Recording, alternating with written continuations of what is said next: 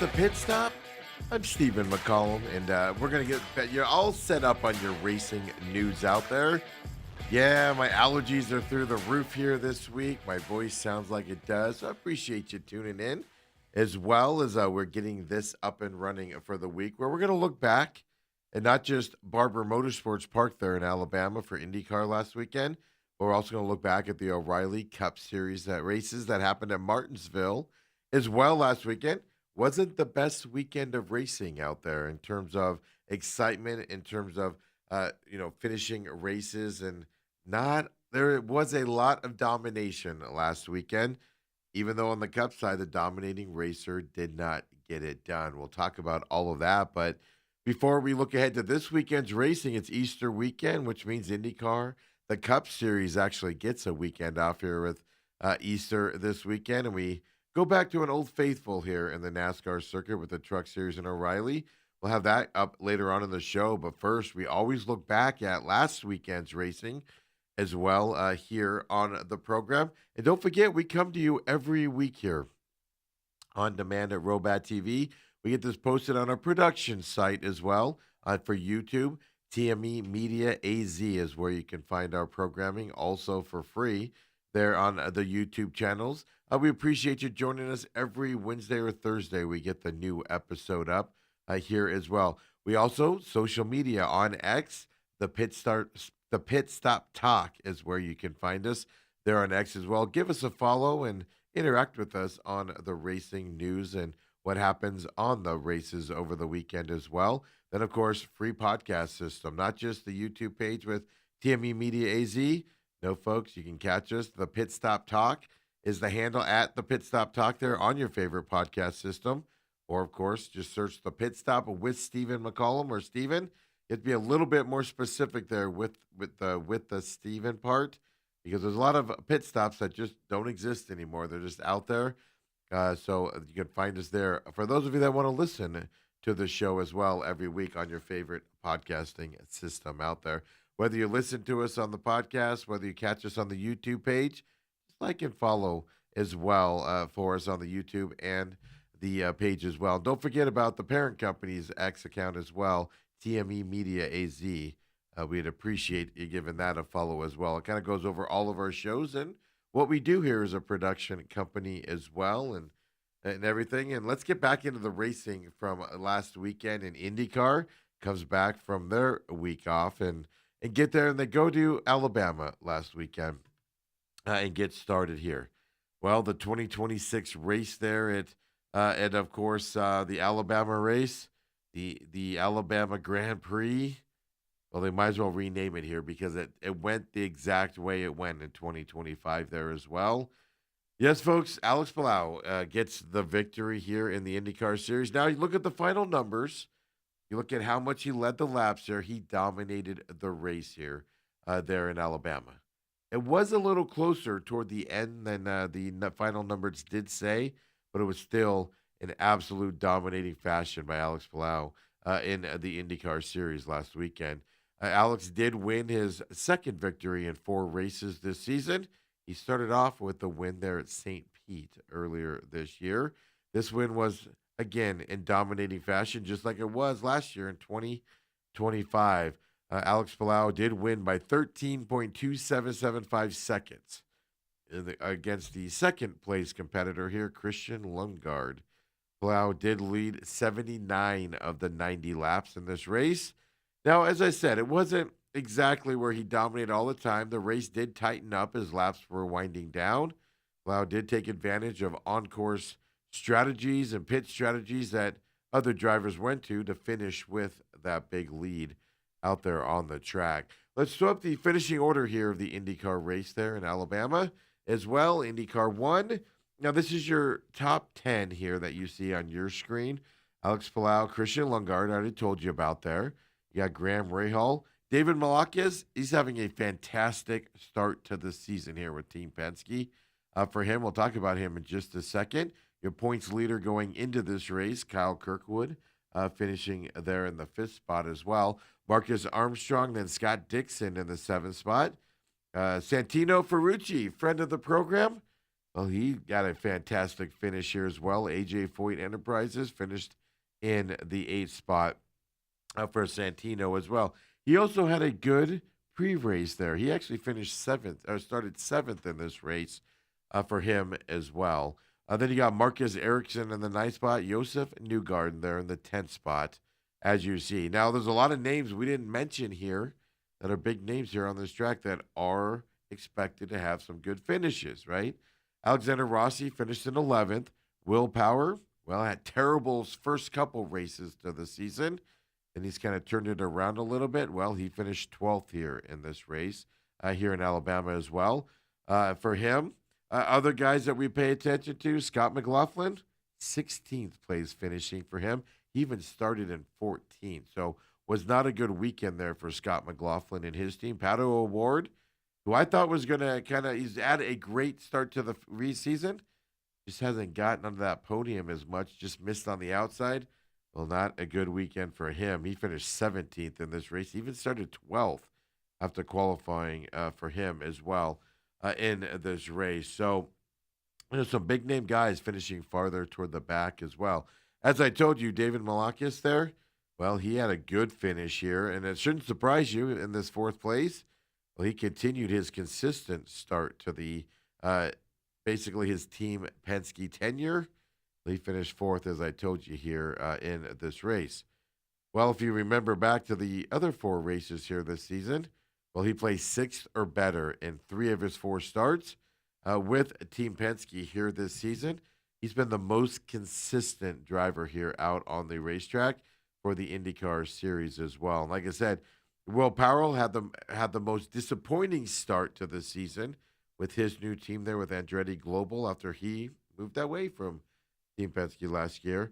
And Will Power did show some improvements, but again, another, low outside of top 10 finish there for Will Power and those teams. Let's throw up to the championship points here after this race in Alabama as well. Indy 2, please.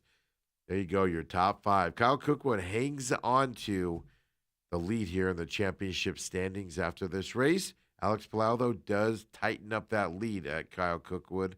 Does have. Alex ends up 2 points behind Kyle Cookwood here as well. Then you got Christian Lundgaard with his second place finish, finishing here in third here in the championship point. David Malakis right there in the fourth spot for him. Josef Newgarden there, even though he did not have a good outing here in this race in terms of his expectations, finishing in the 10th spot, in the fifth spot here in championship standings in the IndyCar circuit as well. So another dominating fashion here for Alex Palau, just like he did last year in this Alabama Indy Grand Prix. They call it Barber Motorsports there in Alabama. Now they're off this week, so we won't talk about them. Well, they come back April 19th, and that's where we get the Grand Prix of Long Beach on that early April weekend here on April 19th as well. Which, by the way, last year, Kyle Cookwood won that Long Beach race. And, as the point leader going into that, victory obviously will help keep Alex Palau behind him moving forward. And we are moving very quickly here to Indianapolis week and leading up to that Indianapolis 500. It's going to be here before we know it on that side. So IndyCar, dominating fashion for Alex Palau. We have to see what after the break here on the April 19th race. So they get a couple weeks off before the April 19th race there at Long Beach coming up.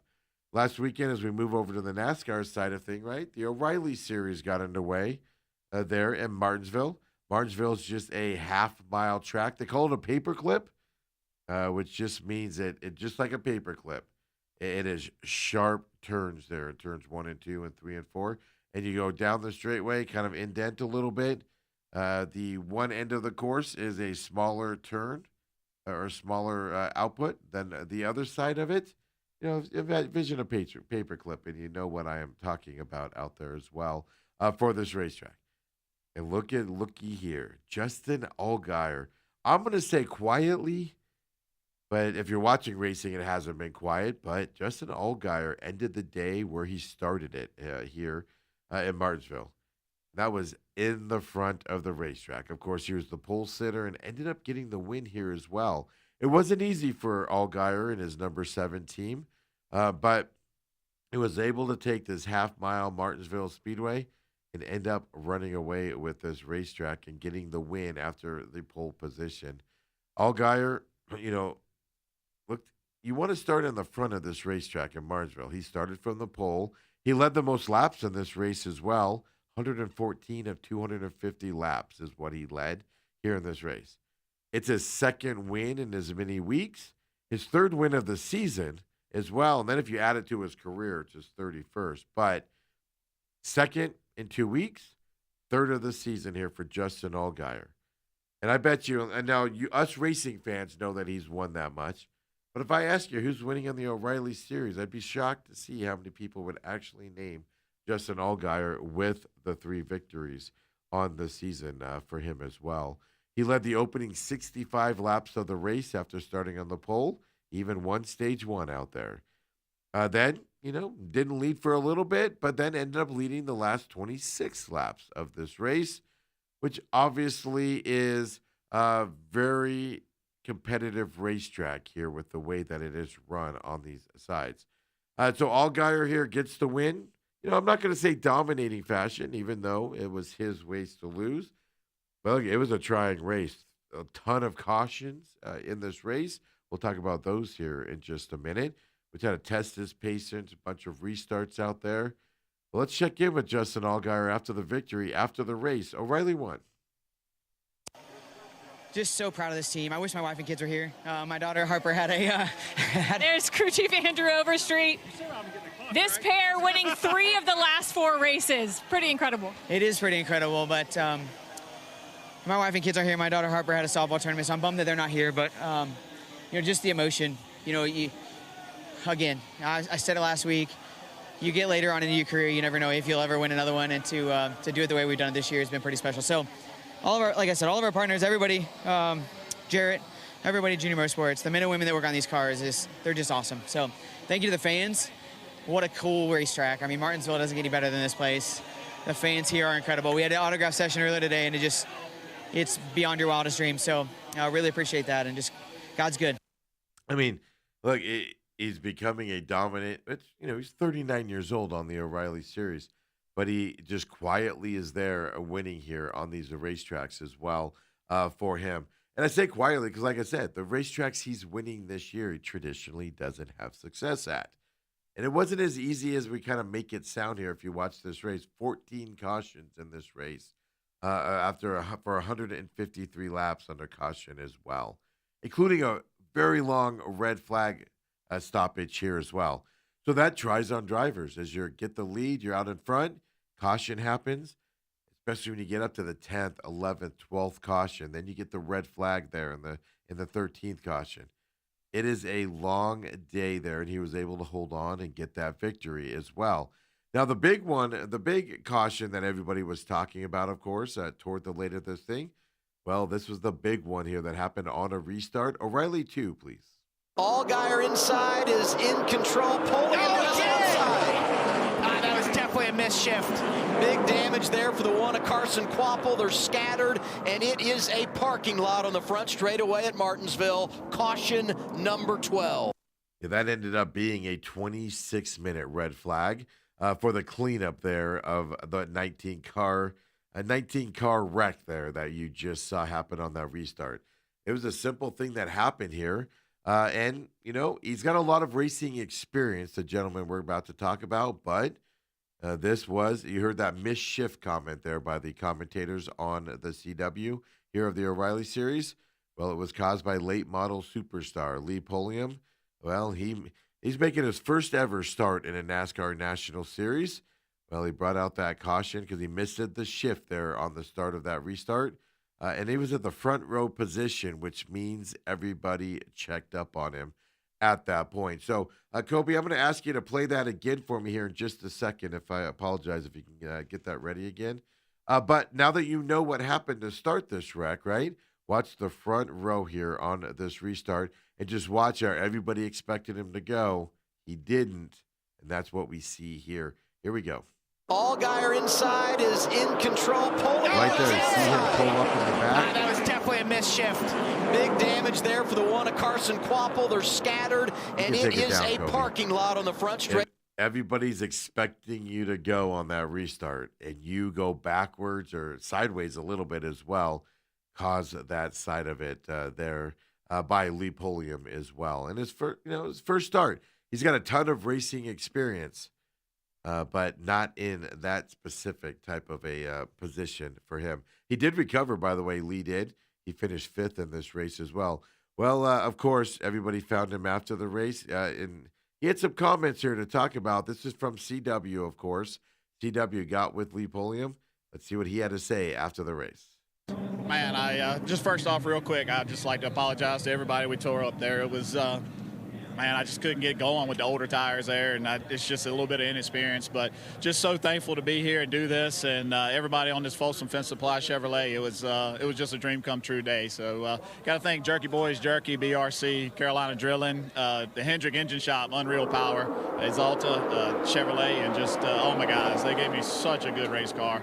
We had a loose tire penalty there and uncontrolled tire, and we had to play a little different strategy, and I think that was making my restarts a little extra tough at the end. I just didn't have no rear grip, but not to make excuses. It's I just got to be better there. But what a dream come true to drive for Dale Earnhardt Jr. And man, the whole experience has been pretty special for me. So something I wanted to do my entire life, and just thankful for everybody that led to this moment, and I hope I made you fans proud leading all those laps, man. That was super cool, and driving away, and just wish I could have got going and restarts a little better, but I'll if we ever get another chance to do this, I'll learn from my mistakes and just come back strong. I mean, look, this is a well-accomplished late model driver out there getting an opportunity there in the O'Reilly Series there at Martinsville. Led 40 laps. You heard him talk about, hopefully made you proud leading those 40 laps, the emotion of him getting to that level that he's always had a dream to get to. Led 40 laps there as well. Didn't end the way he wanted to with that restart. And sometimes that's just racing out there.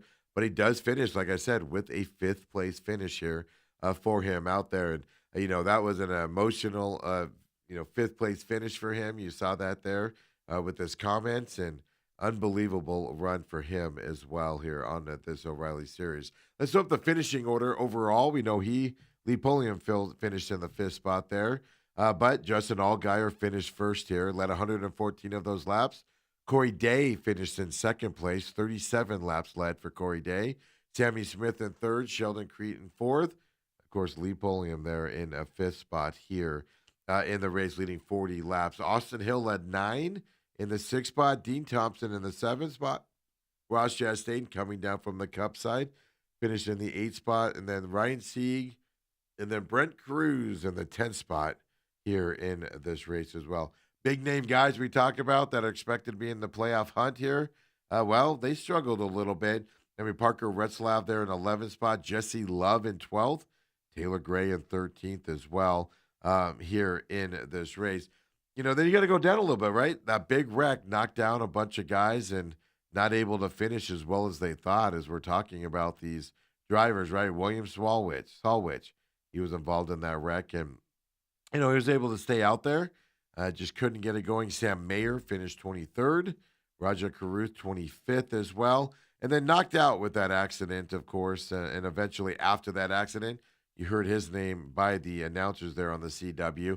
Carson Quapple finished 28th. He was knocked out in that accident ultimately as well for him. Jeb Burton, the other big names, Nick Sanchez, Kyle Seagate there as well, all knocked out in that big pileup. So a lot of guys couldn't make it, right? Corey Days, by the way, his 2nd place. That was a career best for him. He's 20 years old, if I know. He's 20 or 21 years old, Corey Day is. It marked his impressive 6th consecutive top 10 finish for the young driver there with his 2nd place finish behind Justin Allgaier there in Martinsville. Sammy Smith, as I told you, finished 3rd. He posted his 7th top 10 finish in 8 races, specifically at Martinsville Speedway as well. So other news and notes there of other drivers to pay attention to. Corey Day is having a phenomenal start to the season for him as well. He's got a bright future as he continues to go on to not somebody you should sleep on moving through this O'Reilly season as well. Championship points, let's take a look at those. O'Reilly 5, please, would be fantastic to see. Yes, Justin Allgaier, look at this. 229 points from the cut line. He's got a big lead over Jesse Love in that second spot here as well, based off almost 100 points. What was that, 90 points roughly from Jesse Love there in the second spot. You win 3 races on the season, that tends to happen, right? Jesse Love in second, Sheldon Creed third, Austin Hill in fourth, Carson Kwapel, who did get involved in that accident in the fifth spot, Sammy Smith, Corey Day, as we just talked about him. In that 7th spot, Brandon Jones. Then you go Parker Reslaf, Raja Carew, Sam Mayer, Taylor Gray there. Wrap up the guys inside the 12-man that would advance to the playoffs. If it ended today, it's still early. We're only through 7 races here. Outside looking in, though, Anthony Alfredo, William Solwich, Ryan Sieg, and Brennan Poole.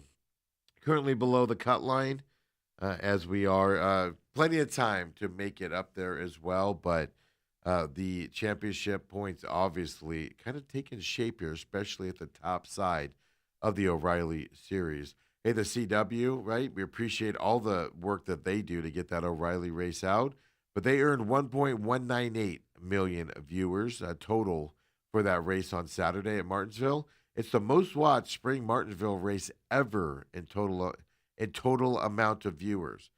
Now, I talked about this a few weeks ago. That's the Nelson panel plus big data. Every time, because Nelson changed the rating scale out there, and everything now that they're coming out with, it has record numbers of racers, of viewers out there. So I do take that with a little bit of a grain of salt, as we're seeing that across the board with this new Nelson panel and big data. But good number there for the CW. You can no denying that here in Martinsville as well. Viewership was the largest for a single Martinsville race in nearly 4 years, 18% higher from last year's Martinsville race. And then it peaked there in the closing laps, 1.3 million total viewers in those final laps of the O'Reilly series there on the CW as well. And folks, you go from that race on Saturday to the Martinsville race on Sunday. And look, I'm all for racers. I run into this with IndyCar all the time with Alex Palau dominating that race. When a guy dominates a race and you're just all day long thinking, man, this guy's got to win it. Yeah, you go, maybe he won't win it, but he just looks like he's going to win it. Tends to get a little snoozer fest for me out there. Kind of what I dealt with watching the Cup Series here at Martinsville as well. But ultimately, which I do love. I love when strategy has to come into play, whether it be tires, pit strategies, etc. And good pit strategy actually led and is the reason why Chase Elliott got the victory on Sunday at Martinsville Speedway. It's his first win of the season as well. By the way, his earliest win ever in NASCAR in terms of a season win, earliest in the season to win a race. Elliott short pitted on lap 261. That's where he gained track position. He moved into the lead for good after a restart with 68 laps to go in the race. Then he ended up outrunning the day's most dominant driver here in this race. That would be the number 11 car, Denny Hamlin there, who has a ton of success in Martinsville. Loves it there and always runs that race well as well. The Chase Elliott win over Hamlin was a .565 second win, lead there as well to extend Hendrick's team track record to win to a total of 31 victories there in Martinsville. Let's check out the white flag here on Fox Sports 1 here on Sunday. Cup 1, please. White flag waves, 1 lap to go, sponsored by Credit One Bank. And as they do every year, Hendrick Motorsports finds a way to put themselves in a position to win. And today it was Alan Gustafson with that pit stop. That'd be 31. Heartbreaker, 292 laps led by Denny Hamlin. Off turn 4. Chase Elliott gets his 2nd career win. 22nd career win, rather. Winning Martinsville for Alan Gustafson and Rick Hendrick and Chevrolet, breaking a 6-race drought to start the season. I mean, you heard a lot of numbers there, right? Chevrolet, 6-race drought to winning here to start this season. Chase Elliott gets that win there. 292 laps led by Denny Hamlin in this race. He's not able to get it done at the end as well. The Chase Elliott leading 84 of the laps there. Then you got like William Byron led 6. Ryan Blaney led 2. Josh Berry led 2 as well in this race. That's how dominant it was, not just by Denny Hamlin, but if you want to include Chase Elliott, those two drivers dominated here in the race with Chase Elliott ultimately getting the win. Let's check in with Chase Elliott after the race, Cup 2. How about that? That was awesome, man. We've never had a win this early in the season, so just a really great team effort, man. So proud of Alan and the whole Universe team. They did a great job. We took a gamble. You know, we were going to two-stop that last stage. I honestly think it was going to work out really good for us either way. But just so proud of them, man. They put up with a lot, and they got to put up with me all the time. So I just appreciate them for sticking with me, and sure is a lot of fun when days like this work out. Definitely really appreciate it. Thanks to everybody, Hendrick Motorsports, Chevrolet, boss. I told you I thought we were okay. I didn't know if we were this good or not, but thanks for the opportunity as always. Wish you were here, but we'll see you next time, and say hey to my mom at home, and hope she's having a good evening.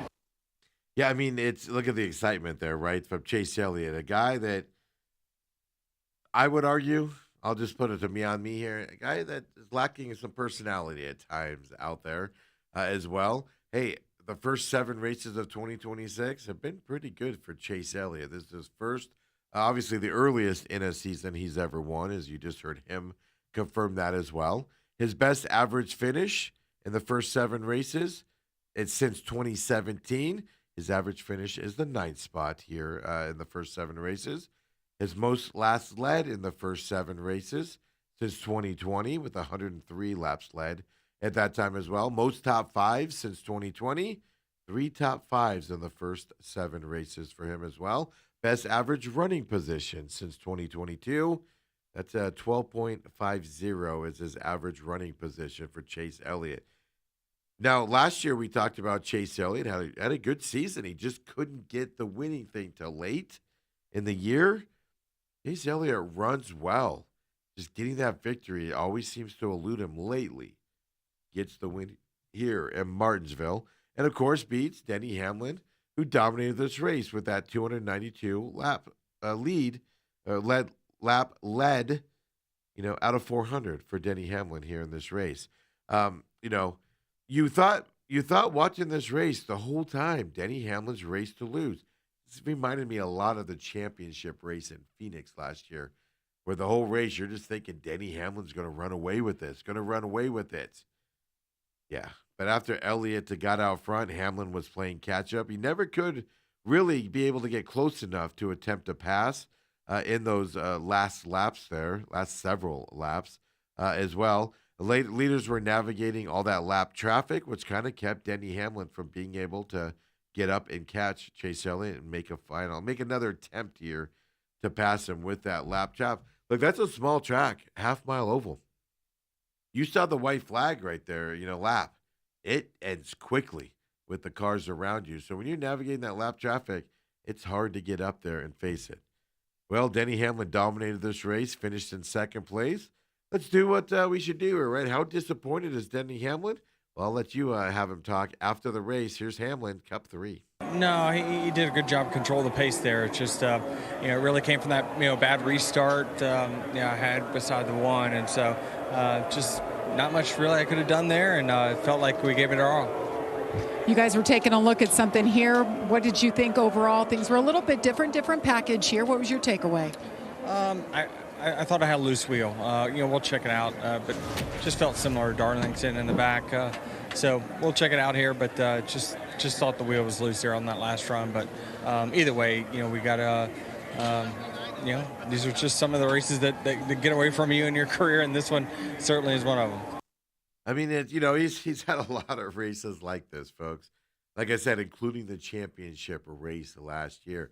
He's got a different perspective on life, obviously, with all of his tragedy that's happened in the offseason and everything. So he doesn't shouldered as much as he used to, and at least he's not outputting, showing it there for him as well. Let's throw up the finishing order graph here for everybody. Obviously, Chase Elliott, Denny Hamlin were 1 and 2 in this race.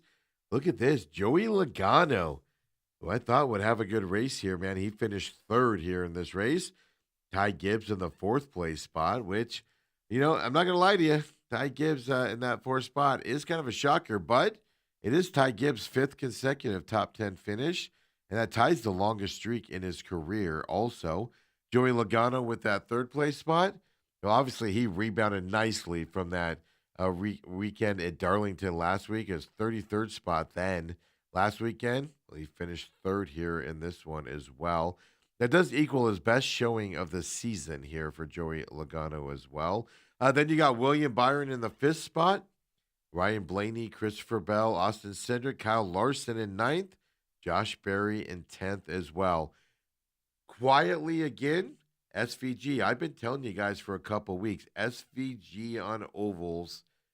He's doing so much better on ovals this year. I've told you in a couple of these shows, if SVG can do what he does on the road courses and finish 1st or 2nd, and he runs the way he's running on the ovals, SVG will be in the playoffs as well coming up this year with the way he's improved there. And he might be the best Trackhouse driver on the circuit right now over Ross Chastain and over Connor Zilic as well. SVG could be that guy right now. Ryan Preece in the 12th spot, Brad Keselowski in the 13th. Well, Chase Briscoe in the 14th, and there, the guy that's dominated the beginning of the season, Tyler Reddick, well, 15th place for him in this race as well. This one, not as caution-y as the O'Reilly series, only 5 cautions here, 54 laps total cautions here for the Truck Series. And I saw some scuttlebutt after this race as well about caution flags, shortening the amount of laps you take, or these guys take, under caution. I feel, so if you don't know the caution flags thrown, they do a couple laps of just cool down or whatever. Then they open the pits for a couple laps. Then you come back and you have to line everybody up, and then you go. So it's 5-6 laps for a caution. It's not a lot of scuttlebutt, and I agree with that. Shorten the yellow flags down a little bit. They run way too long under yellow, ruin some momentum out there. Now, unless it's a cleanup issue, that's a different situation. If you need a couple extra laps for cleanup. But I do agree with that, as I did see a couple drivers mentioning that here in this race as well. Let's throw up the championship points here for the Cup Series here after Martinsville.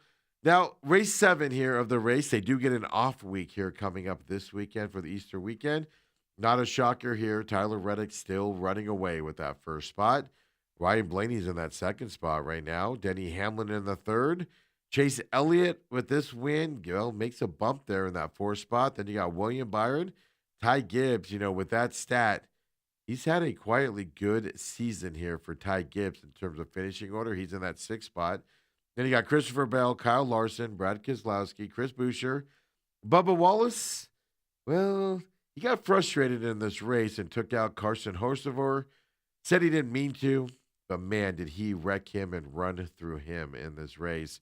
Bubba Wallace there in that 11th spot. Then you got Joey Logano, Ryan Preece, SVG in the 14th spot. I'm not saying SVG, by the way, if he runs well on the street courses, which he always does well in the ovals, I'm not saying he's going to be in the top 10 of points going into the playoffs, but he will qualify for the playoffs if he continues what he's doing now. He's currently in that 14th spot. Then you got Carson Hocevar, Daniel Suarez there, of all guys inside the playoff bubble as of right now. Outside looking in those 4 spots, Michael McDowell, Austin Cindric, Ross Chastain, and then A.J. Allmendinger there on the outside looking in for the Cup Series as well.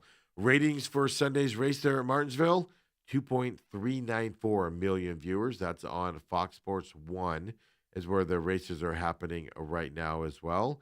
The viewership figure, well, it's slightly down from last year's race at Martinsville. Last year it drew 2.422 million viewers as well.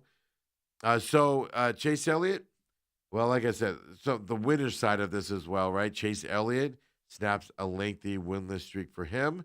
Hendrick Motorsports, its latest victory of the 2026 season here with the Chevrolets, also getting the win from that side from there. So we'll have to see, after this break this weekend, they come back and we got Bristol coming up here after this weekend. Of course, we'll look ahead to Bristol next week here on the show. But when we come back right now, well, we'll go over the news around racing specifically. Well, we'll look ahead also to the racing this weekend. IndyCar's off. NASCAR Cup Series is off. They both get a couple breaks here. But we're going to get into racing at the Rock this weekend. Every time I think of this track, I think of Sean Connery. Welcome to the Rock. Truck and O'Reilly Series at the Rock this weekend. We'll get into that when we come back. The Pit Stop.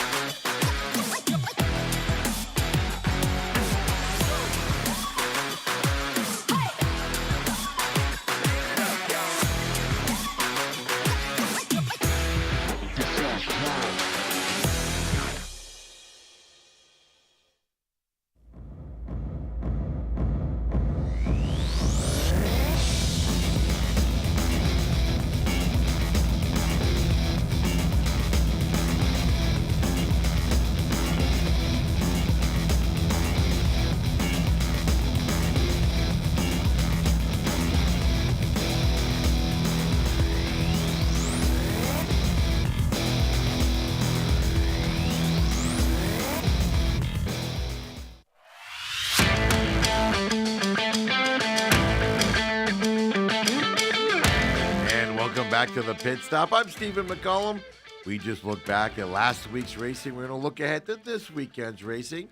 Kind of a limited affair here this Easter weekend, but it's going to be exciting nonetheless over at The Rock coming up as well. My best Sean Connery impression. I do apologize to Mr. Connery, the legend himself, for doing that out there.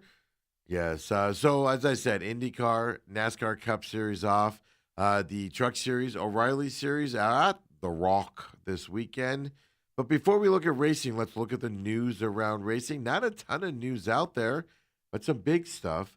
NASCAR announced that Daniel Dye in the Truck Series, well, he has been reinstated. Remember, he was indefinitely suspended, had to go do some classes, some sensitivity classes for some comments he made on a live stream as well. Well, they've reinstated him, and while that reinstatement was happening, he is eligible to return to all NASCAR activities after that suspension. But while they were reinstating him, he came out, Dye did, and he said he will not be returning to Colleague Racing here the rest of the season. And Colleague Racing did confirm that as well. Here's what his statement said. Daniel Dye said, quote, "After a lot of self-reflection and guidance from mentors I trust, I've decided the smartest move for my career is to realign my focus on my long-term objective of becoming a successful driver at the highest level of stock car racing. Excuse me. Now that I'm optimistic, or now that I'm reinstated," he went on to say, "I'm optimistic about what the future holds and to look forward to working hard at my next opportunity." That's the statement that he put out. Colleague Racing also put out a statement saying they accepted his resignation from the team also. So his future, a little bit of unknown right now as he looks for a future opportunity. So what's next for Colleague Racing? Where Corey LaJoie, he's scheduled to race part-time with Colleague Racing this year. He was supposed to race this weekend anyhow at Rockingham. Well, now Corey LaJoie, he's going to permanently transition into the team's number 10 entry for the remainder of the season, as they do need a driver to fill that specific 10 truck. So Corey LaJoie getting a full-time driving commitment here in the Truck Series rest of the year. And then NASCAR this week, they announced the 15 nominees for the NASCAR Hall of Fame class of 2027. They even announced the 5 nominees for the Landmark Award for outstanding contributions to NASCAR. The big name in the Hall of Fame, Kevin Harvick, who just retired a few years ago. He's a 2014 NASCAR Cup Series champion, 2007 Daytona 500 winner as well. He's on that modern era ballot for the first year of eligibility. He should get in also, folks. I'd be shocked if he doesn't. Newcomers also on the modern era nomination list. 6-time ARCA Menard Series West champion Ray Elder. 1988 NASCAR Cup Series championship winning crew chief, Ernie Elliott on the list. Ray Fox is a 1956 NASCAR Mechanic of the Year. 14-time NASCAR Cup Series winning car owner. He's on the list as well. Herb Nabb, 2-time NASCAR Cup Series championship winning crew chief. Well, they're among the Pioneer era ballot as well. So it's basically once you get to a certain time frame out of NASCAR, I believe it's 50 years, where you go to those different ballots, right? Modern era ballot here as well. 10 nominees appear on the modern era ballot. 5 on the Pioneer ballot is where you get those numbers. So the Pioneer guys are the guys that from yonder in NASCAR, right? The older guys out there as well. So the Pioneer ballot's designed to honor those whose careers began more than 60 years ago. Geesh, I was thinking it was 50, so it's even 60 now, folks. 2 modern era candidates and 1 Pioneer candidate will be elected as the class of 2027. Who's the other guy that gets in? Because Kevin Harvick's got to be a first-time ballot guy, in my opinion. Who's the other guy that gets in on the modern era is the big question there as well. The Landmark Award honors those who made significant contributions to the growth and esteem of NASCAR. T. Wayne Robertson, he's a former senior vice president at R.J. Reynolds, president of the company's Sports Marketing Enterprises division. Well, he's a debuter here on the Landmark Award ballot. He had previously appeared on the NASCAR Hall of Fame ballot prior to the award's creation. So, he was on that, couldn't get into the Hall of Fame there. Moving over to the Landmark side here now that has been created to get into the Hall of Fame with his contributions. And R.J. Reynolds, of course, longtime sponsor of the NASCAR series and things as well. And your news around NASCAR going into this Easter weekend. And we got racing this weekend coming up. Now, I like this weekend. It's a standalone weekend for the Truck Series and the O'Reilly Series this weekend. Yes, ARCA races there on Saturday as well. ARCA does get underway at the Rock as well on Saturday. And I tried to do it with the accent, and I just screwed it up. That's why I repeated myself. I like this standalone weekend. I wish they could actually do it a little bit more, maybe another one later on in the week. Cup boys get the weekend off. And I would even like it a little bit more because the Truck Series races on Friday night. I'd like it more if it's a standalone weekend, Truck Series on Saturday. Maybe move the O'Reilly Series to a Sunday. I get why that probably can't happen. But feature these guys here in the weekend, as well. More so is what I'd like. Now, Rockingham, the Rock, as they like to call it, located in Richmond County, North Carolina. Rockingham Speedway opened as a flat 1-mile oval back in 1965. It was reconfigured to a 1-mile high-banked D-shaped oval in 1969. Well, now it's been currently forecasted and put back to 0.94 miles in length. So a 1-mile oval is what we're talking about. Now, it's a funky oval, right? That D shape is kind of still there as well. NASCAR Truck and O'Reilly Series, well, they successfully returned to Rockingham last year in an 11-year hiatus before 2025. And it was a successful race last year. Both were exciting, fun races. Expect the same thing to happen again.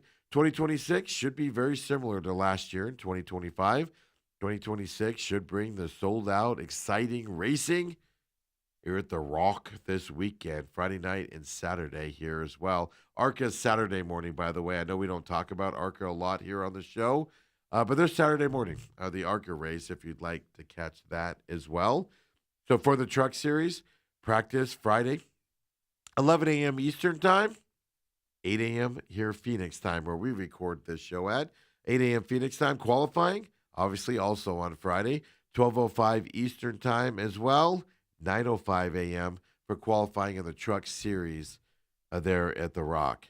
So the race itself is Friday night, 4:30 p.m. Eastern Time, which makes it 1:30 p.m. here in Phoenix there at Rockingham Speedway as well. This is a nice little track. I like these nostalgia tracks.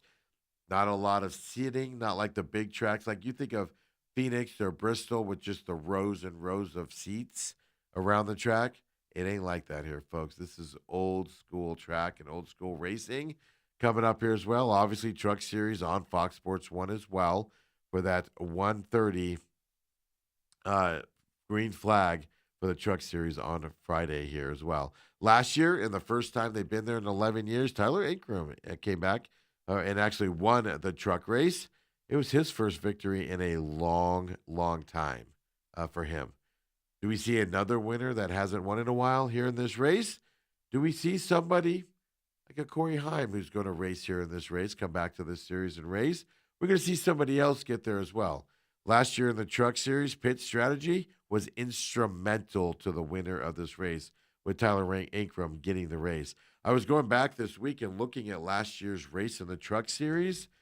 Yeah, I mean, Corey Heim, Gio Ruggiero pitted late because of fuel. Some other guys had to get off the lead lap where they were leading the race as well and go in for fuel in the last remaining laps as well to make it to the end of the race. I think it's going to be cleaned up a little bit. We probably won't have as many issues late in the race on pit stops, but it's going to be a similar race this year. Pit strategy is going to be huge to who wins this Truck Series race. And it's going to be fun and exciting to see this weekend. Corey Heim is in this field this weekend. And look, a lot of people expect Corey Heim to come in and dominate and win this race as well, coming back down into it. I'm going to go with another tricorn racer out there. I'm going to go with Gio Ruggiero this weekend to get the win in the Truck Series here at, of course, this racetrack here this weekend. He was a very fast car last year. They pitted him late with Corey Heim as teammates. They just weren't able to get back up to the front again and get the win. But they were running 1-2. It was going to come down to those two until they had to pit in that strategy, and it backfired on them. I think they fixed that kind of a little bit. I'm going to take a flyer here and go with Gio to get the win in that Truck Series coming up. Then you got the O'Reilly Series. Now, the O'Reilly Series is racing after the ARCA Series. So you'll get some rubber laid down there on that track on Saturday morning before the O'Reilly guys get going as well. Well, last year, I should say, this is the race where Jesse Love's victory. Well, they took it away from him. They gave it to Sammy Smith, not because Jesse Love did something on the track. No, his car was DQ'd after the race. He had some spacer issues with the splitter and those effects. So Jesse Love DQ gave the win to Sammy Smith. And then it's always interesting when a driver gets up and talks about his victory after the race, and hours later, or in this case, a day or so later, you find out they've been DQ'd, right? So last year, a second groove opened up on the track, which gave us as fans three-wide racing at times at this racetrack. This was a fun race last year in the O'Reilly Series. Practice is Friday as well, 1:30 p.m. Eastern Time, which means, 10:30 a.m. here in Phoenix here on the West Coast for practice on Friday.